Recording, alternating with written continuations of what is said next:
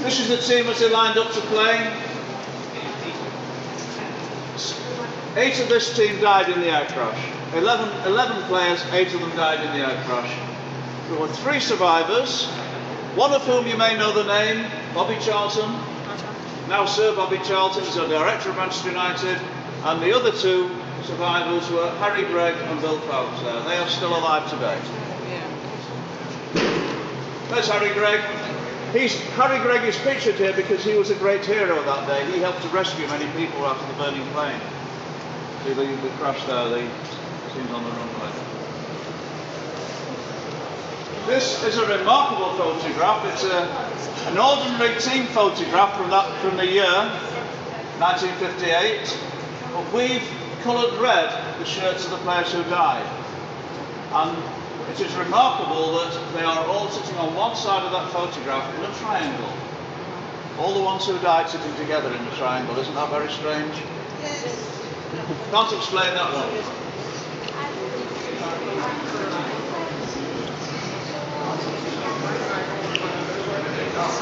These are the pictures of the people on the plane that day. The 4 still alive today. Bobby Charlton, Bill Fowles, Harry Gregg and Kenny Morgan. 4 of them still part of the Manchester United family to this day.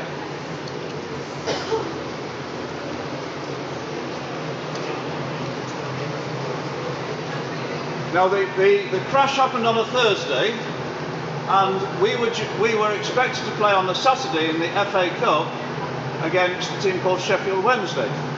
And obviously we couldn't play that game, but it was played 13 days later. And the match programme famously has no names against the Manchester United team, because they didn't know when they printed that programme whether we had 11 players, never mind who they might be. So you have to listen out. I was in the ground that night. I'm that old.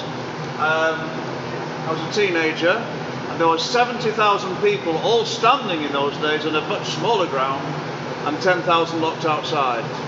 It was very, very emotional. You can imagine that.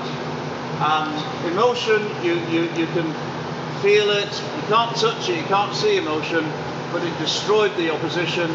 Manchester United won that game with a very, very young team, schoolboys, won 3-0, and that emotion took Manchester United through all the rounds of the FA Cup down to the final at the end of the season. Emotion, that's all it was.